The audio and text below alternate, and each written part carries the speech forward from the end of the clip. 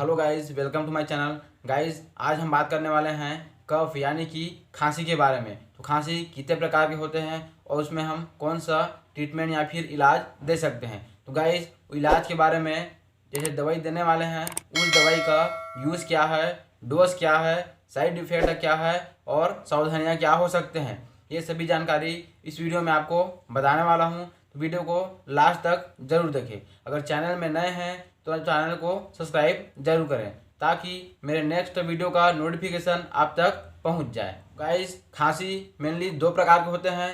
पहला तो dry cough यानी कि सूखा खांसी, दूसरा है वेट कफ यानी कि गीला खांसी।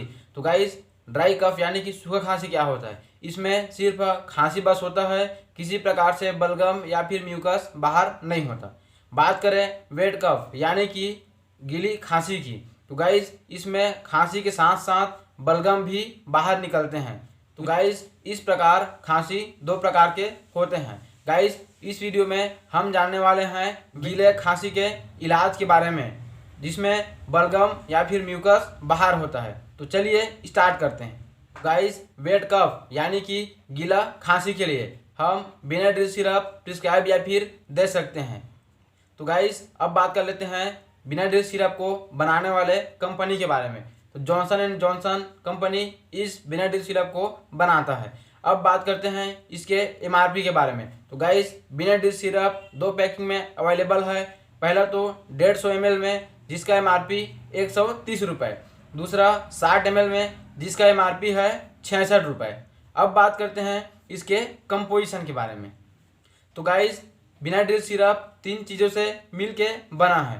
पहला अमोनियम साइट्रेट, दूसरा सोडियम साइट्रेट, तीसरा डाइफेनहाइड्रामीन। तो गाइस अब बात करते हैं बेनाड्रिल सिरप की यूजेस के बारे में। तो गाइस बेनाड्रिल सिरप को वेट कफ यानी कि गीला खांसी के लिए यूज़ किया जाता है, बलगम को या फिर म्यूकस को बाहर निकालने के लिए।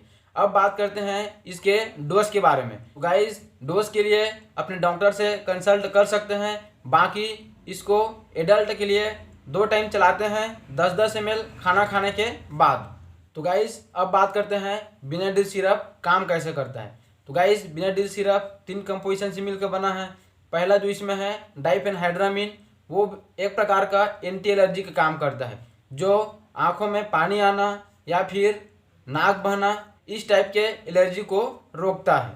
तो गाइस इसमें दूसरा कंपोजिशन आता है सोडियम साइट्रेट, जो कि एक प्रकार का म्यूकोलाइटिक एजेंट होता है, जो क्या करता है, जो बलगम जमा रहता है उसको पतला करने का काम करता है, जिससे वो आसानी से बाहर निकल सके। तो गाइस इसमें तीसरा इंग्रेडिएंट आता है अमोनियम साइट्रेट, जो कि एक प्रकार का एक्सपेक्टोरेंट की तरह काम करता है, जो बलगम जमा रहता है जो उसको पतला होने के बाद बाहर निकालने का काम करता है। इस प्रकार से बेनाड्रिल सिरप कफ को बाहर निकालता है और खांसी से राहत देता है।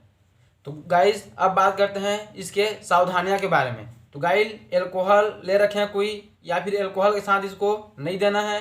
प्रेगनेंसी की सिचुएशन में नहीं देना है। अगर इसको पी लिए हैं सिरप को तो आपको ड्राइविंग नहीं करना है, और किडनी पेशेंट के लिए भी ये सेफ नहीं है।